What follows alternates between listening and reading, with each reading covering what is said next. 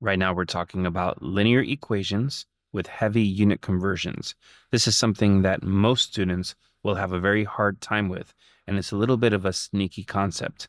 Now, what you want to do with any of these worksheets is you want to go to the description for the video and click on expanding the description, and you'll notice that the first link will take you to a worksheet. And that worksheet will have practice questions for any of these videos in this current series. You have an answer key at the end where you can check what you got right and wrong, and then you can navigate through the video for help with the specific questions you need help on. So let's go ahead and get started. In this situation, we're talking about a car that starts with 12 gallons of gas in its tank. So we've got 12 gallons. Now, any number is really itself over 1, including a rate. But what we need to figure out is how many gallons are being lost. Now, what we're being given is this, 45 miles per gallon. Now, if we write it this way, 45 miles for every 1 gallon, it really doesn't do us so much good unless we turn it upside down and write it as 1 gallon for every 45 miles.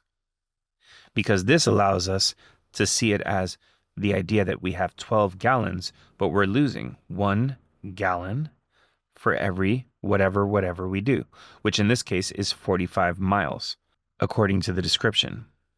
Right now, we wouldn't really be able to subtract because we've got gallons and we've got gallons per mile. So it's kind of like apples and oranges. These two things are not the same unit, so they can't be subtracted or added to one another. But that's something we can fix. We can notice that M is the number of miles. And as I said a moment ago, anything is itself over 1. If it's not already a fraction, it's itself over 1. Now this helps tremendously because now we have the unit of miles on the top, miles on the bottom. That puts you in a situation where you do have units that interact. Now we're left with just gallons and just gallons. So once the units match up correctly, that's the moment when you don't need the units anymore. So now we have 12 minus 1 over 45 m, which can also be written as 12 minus m over 45. And that's answer choice C for this question. Now going to our next example here. Here we have a situation where this cargo plane is carrying 80,000 gallons of fuel. Any number is itself over 1. And it's losing 4 gallons of fuel for every mile. So we'll subtract minus 4 gallons for every 1 mile being flown. Now, the plane is flying at 600 miles per hour.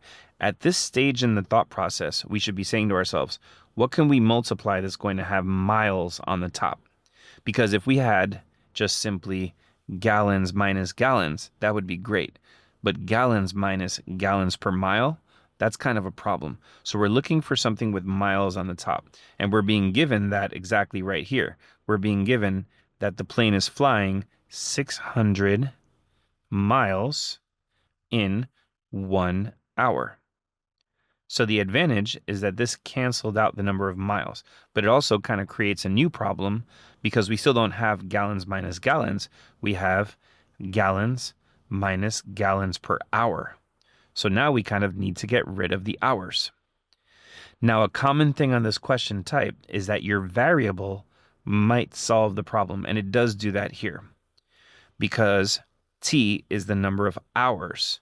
So if we multiply T hours, now that's the numerator right there because any number is itself over 1. So T hours over 1. Now that allows you to cancel. We can have hours cancel with hours. And now we're where we want to be because we've got gallons minus gallons is going to produce a number of gallons in the end. So let's simplify this a little. We've got 80,000 minus 4 times 600, which is 2,400. t. 80,000 minus 2,400 t. And that's answer choice D for this question. Now let's try another. We're kind of looking on these for what are we starting at and then what's being lost from there. This trail begins at a height of 900 meters. So we're starting at 900 meters over 1, because any number is itself over 1. And the slope is lowering by 2 meters of height for every 120 meters along the length of the trail. So something really interesting is happening here. These meters that we had for the 900, they're not just meters. They're meters in height, meters of elevation. So I'm going to say 900 meters of elevation. And that height in elevation is going down by 2 meters of elevation for every 120 meters that the rider goes along the trail. So we'll just say this is going down by 2 meters of elevation for every 120 meters along the trail. So this is a little more confusing because of the names of the units. We've got meters of elevation and meters along the trail, but we're not going to let it get us down. So this is where we are. We still can't subtract because we've got meters of elevation and meters of elevation over meters on the trail. So we've got to really cancel the meters on the trail. And what is the question giving us that pairs up well with meters along the trail? And that's this next unit. The rider is moving at 18 meters per second along the trail. So the rider is going 18 meters along the trail every 1 second. Just going to delete this here so that it matches what we have in green there. And so this will cancel the meters along the trail because we've got meters on the trail, meters on the trail. But once again, it's canceling one thing and kind of like introducing another problem because now we have seconds and we don't want to have seconds. We want to get rid of it. But like I said, the common thing on this question is that the variable will often bail you out because the variable, the t, is the number of seconds. So that's t seconds over 1. Any number is itself over 1. So seconds cancels with seconds here and here. And now we have units that work. We've got meters of elevation, and notice that every other unit has disappeared.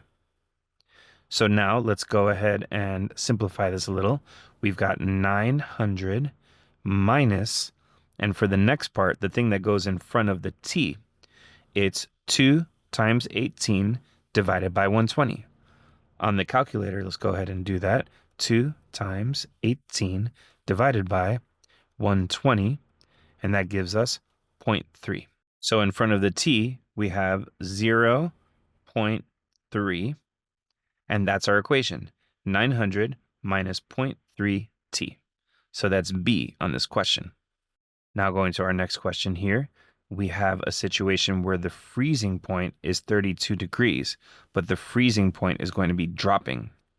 So the freezing point is 32 degrees Fahrenheit. So that's the unit, D, F, will stand for degrees Fahrenheit. Any number is itself over 1. But now, for every increase of 500 feet above sea level, so 500 feet in altitude, that freezing point is dropping 0.12 degrees Fahrenheit. So we're going to be losing 0.12 degrees Fahrenheit for every increase of 500 feet in altitude. Now, the unit was 500 feet in altitude for every 0.12 degrees Fahrenheit, and either of those two things could go on the top or on the bottom, but we're purposely arranging it for the degrees Fahrenheit to go on the top because it kind of goes together. We started with this many degrees Fahrenheit, and we're losing this many degrees Fahrenheit, even though it's for every 500 feet of altitude. That's okay because we're going to be getting rid of that with the unit conversion work we're going to do. So now we've got to get rid of that 500 feet of altitude. So what is the question saying about the altitude? Well, H is the number of feet above sea level. We're seeing that right here. So let's just go ahead and say h feet of altitude right here. Any numbers itself over 1. And that solves our problem because this unit cancels with this unit. And now we've got degrees Fahrenheit and degrees Fahrenheit. And it worked out well. So what's 0.12 divided by 500?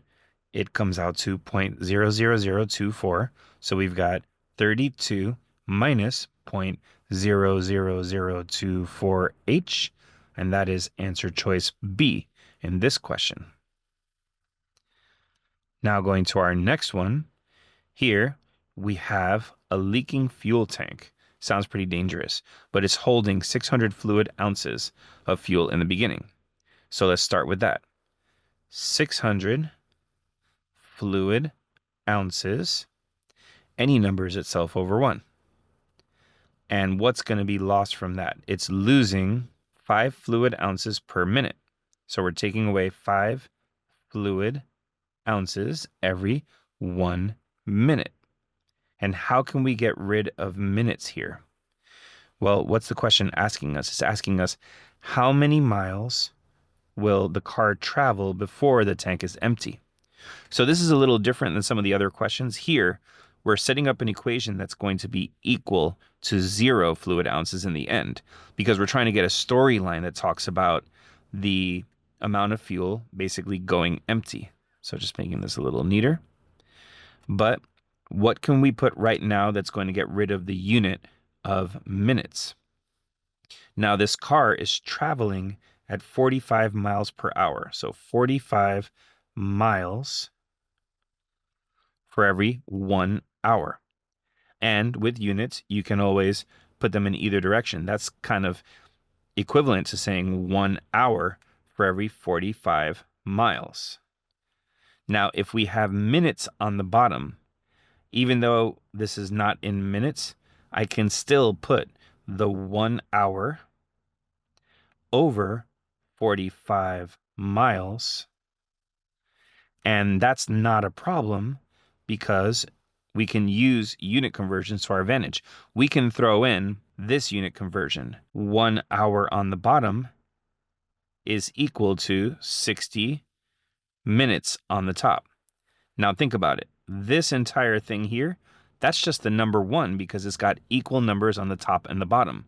So just imagine the fraction 5 over 5. That's the number 1.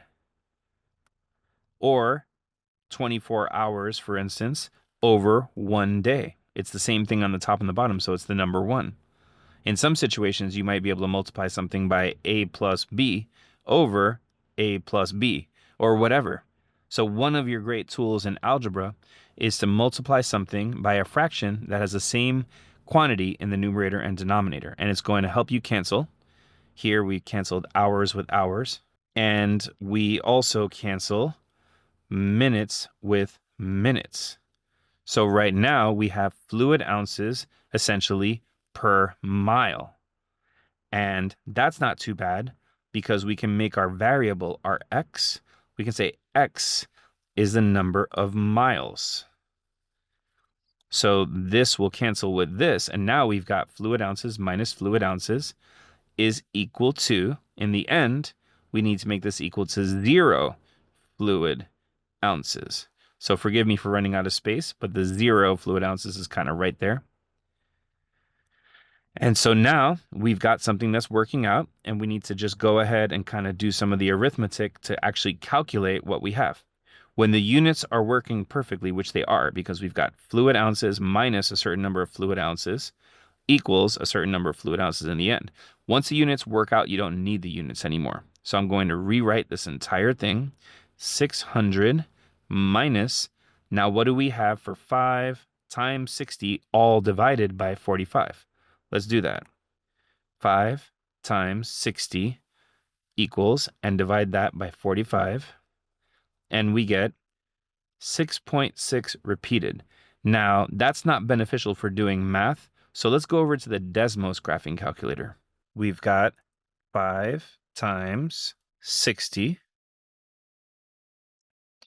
We'll put parentheses around all of this, so this will all be the numerator. and we're dividing all this by 45.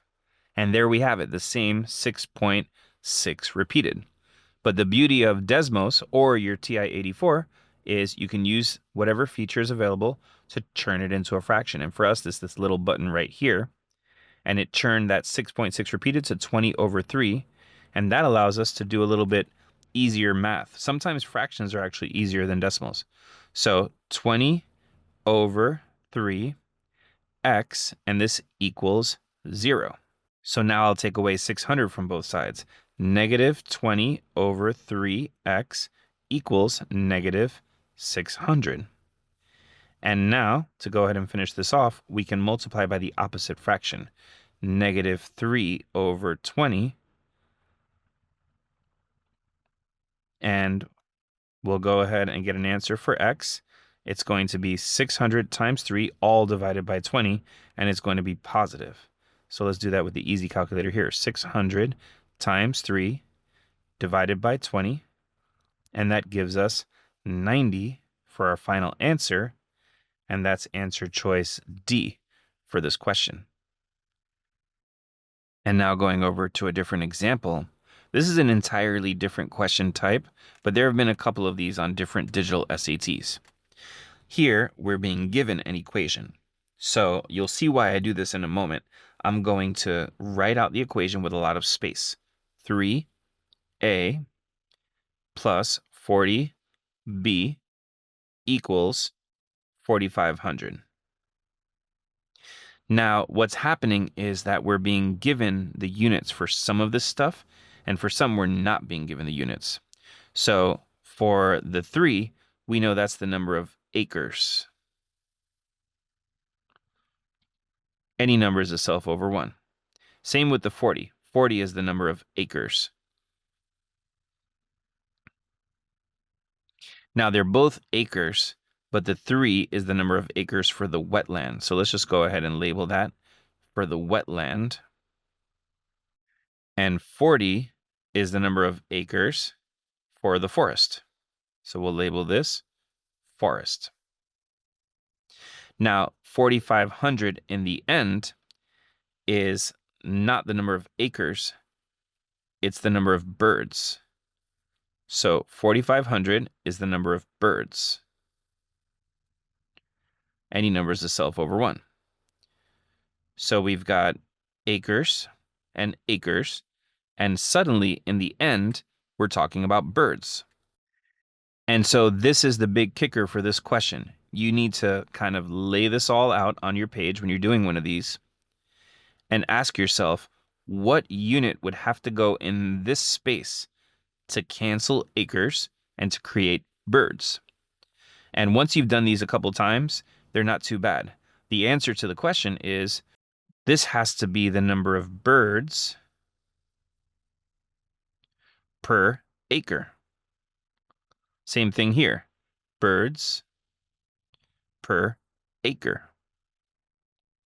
And setting it up that way would create a situation where you have acres on the top, acres on the bottom, acres on the top, acres on the bottom. They cancel together. And the unit we're left with is the unit we need. Birds, birds, and birds. So once the units work out, we wouldn't really need the units anymore, and we'd be able to do whatever math we have to do for this question. So now, what's the question asking us? It's asking, what is the best interpretation of the A in this context? Now, the A is this one right here. And through this process that we went through, we can see that the A is the number of birds per acre for the wetland. So which answer says that? It's the average number of birds per acre in the wetland. And so that is answer choice A in this unique situation. So now we have one more similar question to that one, and that's asking us about the different seeds in yogurt. So we have our equation, and just like on the last question, we're going to write it out with a bunch of space. So 40C plus 80F equals S. And let's find out which things have given us units. I can see right here that the total number of seeds is S. So S is the number of seeds. And I'm also seeing that 40 is the grams of chia seeds. So 40 grams, and 80 is the number of grams of flax seeds. So 80 grams right there.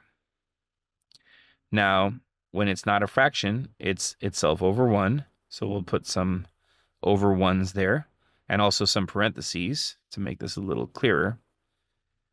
But we have the same question we had last time. What unit would we need in these empty spaces here and here for grams to disappear and seeds to appear? And the answer to that is we're going to need seeds on the top and grams on the bottom, because that'll allow it to cancel.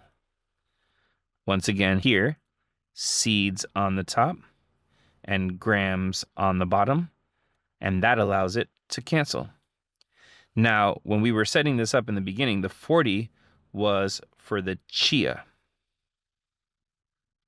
right here, and the 80 was for the flax. So what's the question asking us? What is a description for the C? The C is right here, and as the setup shows, that was the number of seeds per gram as it pertained to the chia. So which answer says that? It is the number of chia seeds per gram, which is answer choice D right here. We hope this video was helpful for you. This is part of our new series for SAT math tips. Once again, for any of these videos, you want to click on the description and get the worksheet that goes along with each of these videos. Try the worksheet on your own and figure out what it is you need help with. Thanks so much, and have a great day.